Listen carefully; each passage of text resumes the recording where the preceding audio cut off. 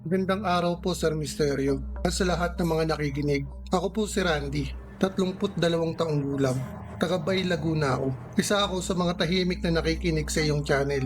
At ngayon lang ako naglakas loob na magbahagi ng kwento. Tungkol ito sa isang batang kapitbahay namin na muntik ng kunin ng engkanto. Noong high school ako, may kapitbahay kaming mag-asawa, si Mang Arturo at Aling Lisa, na may anak na 7 taong gulang. Ang pangalan ay Nina. Palabiro at masayahin si Nina at halos sa araw-araw nakikita akong naglalaro siya sa may puno ng mangga sa gilid ng bahay nila. Isang araw, napansin ng mga kapitbahay na hindi lumalabas si Nina. Ayon sa nanay niya, natutulog lang daw, pero ang nakakapagtaka kasi maghapon na at hindi pa rin bumabangon para kumain. Kinagabihan, bigla na lang siyang nanginig at parang may kinakausap kahit nakapikit ang mga mata ayon sa nanay niya. Sa labas ng bahay, malakas ang ihip ng hangin. May nakita pa raw na isang kapitbahay na may aninong nakatayo sa ilalim ng puno ng mangga. Doon na kinabahan ng lahat dahil sabi ng matatanda, tirahan daw ng engkanto ang punong iyon.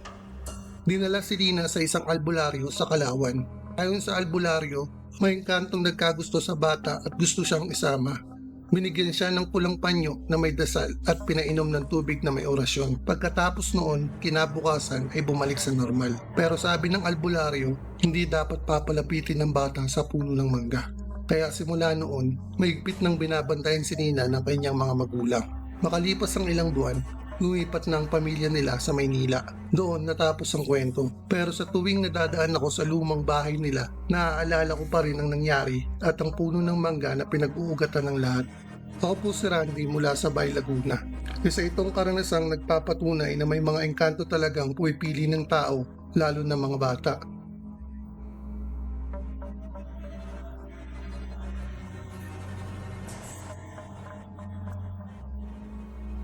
Magandang araw po sa inyo, Sir Misteryo, at sa lahat ng mga nakikinig sa channel mo. Ako po si Ramil, taga Chaong, Quezon. Ikukwento ko po ang isang kakaibang karanasan tungkol sa lolo ko na si Amador bago siya tuluyang nawala. Tahimik lang ang buhay ni Lolo Amador. Simpleng magsasaka, hindi pala barkada at halos buong araw nasa lupa. Pero tuwing gabi, may napapansin kami, madalas siyang nakaupo sa kwarto niya, nakaharap sa malaking puno ng mangga na nakatapat sa bintana. Kapag tinatanong namin kung ano ang ginagawa niya roon, simpleng sagot lang ang binibigay niya, may kausap ako.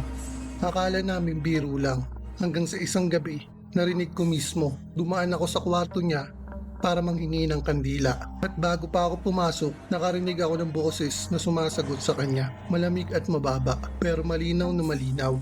Wala namang ibang tao sa loob kundi siya. Sabi ni Lolo, matagal na raw siyang may kaibigan, isang nilalang na nakatira sa puno ng mangga.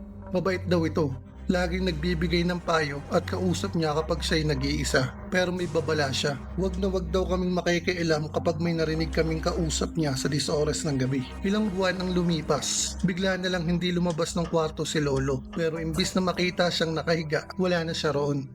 Sa buong barangay, walang nakakita kung saan siya nagpunta. Ni isang bakas, wala na.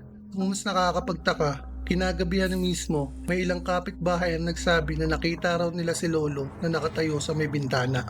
Kausap ng kung sino, at pagkatapos noon, bigla na lang naglaho.